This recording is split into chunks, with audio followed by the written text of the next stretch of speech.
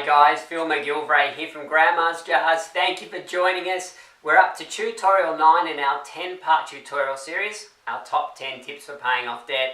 Now I'm really excited about bringing you today's tutorial because it's putting the nuts and bolts together to build a roadmap for debt elimination, and I love doing this because it gives people a vision of what's possible, what they can achieve.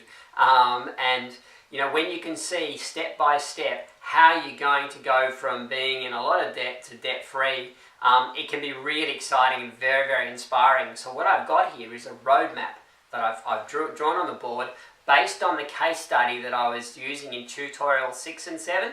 I've put all those debt together, and as best as I can, I've put the process month on month, how we're paying off each debt, so that you can see how it all occurs. Now, the problem is I've run out of room on the board, so you haven't got the whole process there, but I have no doubt by the end of it, you'll have a really good idea of how this works. So yeah, I'm going to get stuck straight into it because there's a lot to cover. I hope it makes a lot of sense. As I said, this is one of the most rewarding parts of my job as a budget coach. Okay, so starting over here in the left-hand column, we've got the month. So the month that we achieve each level of paying off a new debt. Starting with the speeding fines, if you remember, our client had a speeding fine. It was $294. He was paying $60 off a month. And that $60, it's circled because that $60 is actually principal. So that means that $60 does actually come off the $294 each month. So it reduces it by $60 each month. Now, on this column here, what we've got is the surplus. Now, if you remember in tutorial 7, we went through, we decided that we were going to pay the absolute minimum on all our loans. Now, the client had been scattergun approaching, paying a little bit extra off all of his loans at different times. But we stopped that. We said we'd pay just the minimum on all of the loans except for one at a time. And by doing that, we freed up $1,006 that we could then purposefully channel towards one debt, and then the next debt, and then the next debt, and the next debt. So you can see here, the first debt, we're starting with the smallest debt first. We're going to put the $60 that he has to pay plus the $1,006, which on a $294 loan obviously means that at the end of the day, he's got $772 extra up his sleeve once that debt's been paid off. So in month 1, speeding fine knocked off, and we still have $772 to then focus on our MasterCard. Our MasterCard was $1,535. The minimum repayment was $40, but unfortunately all of that is interest, so none of it pays off for the debt. But the $772 we had comes off the $1,535, and by the end of month 1 we had the MasterCard is now down to $773. Month 2, we've got the MasterCard, we've still got $773 owing on it. We've got that $40 that doesn't count because it's interest.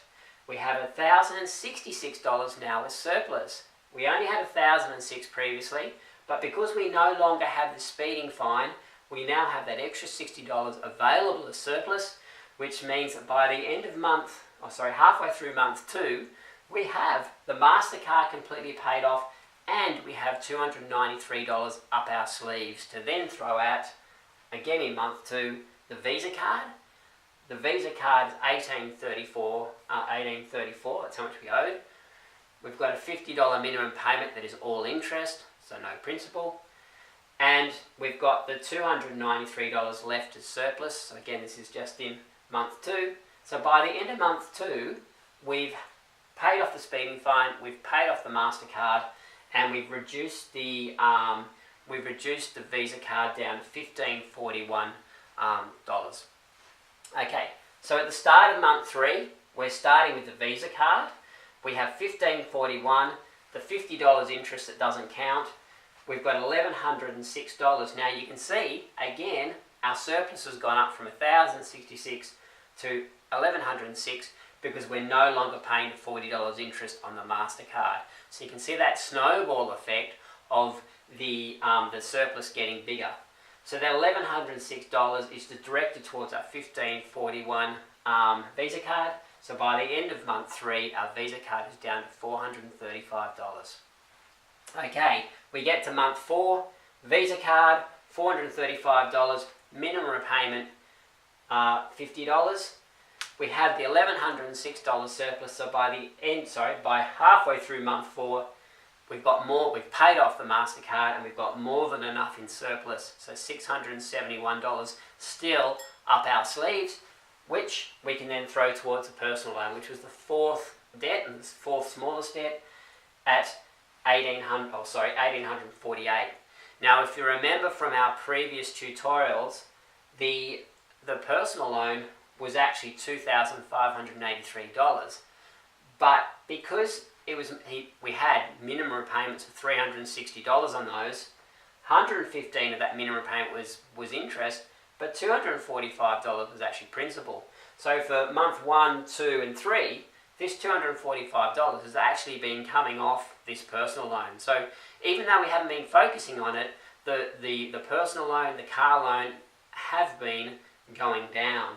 So what's happened is that the personal loan's gone from $2,583 to $1,848 in the months that we've been focusing on those other debts.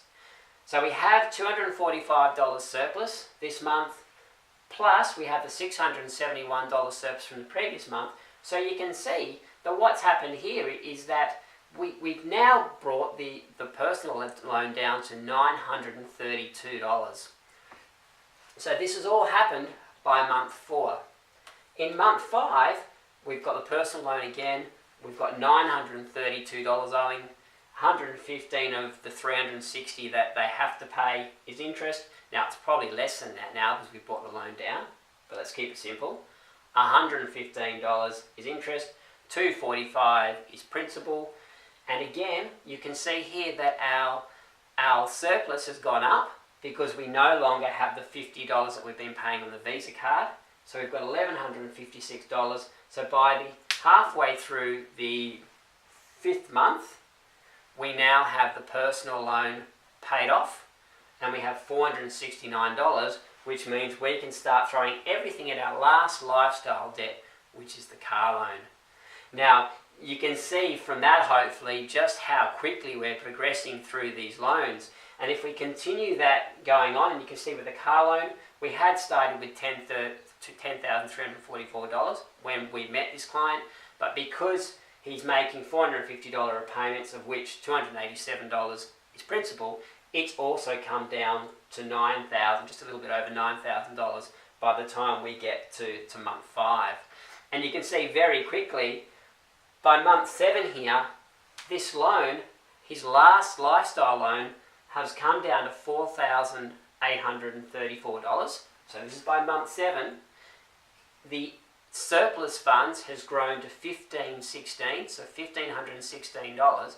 So you can see that in the next 3 months, we are going to have, so that'll actually be by about month 10 or 11, we will have the car loan paid off, all of his lifestyle debt completely gone, and we will have $1,516 plus the $450 we're paying. So we're going to have $1,966 extra that we can then throw at his home loan. This is really exciting. I do this all the time with people and they're just amazed at how quickly things can occur when they're focused. I hope it makes sense. If you've got any questions, please don't hesitate to give us a call.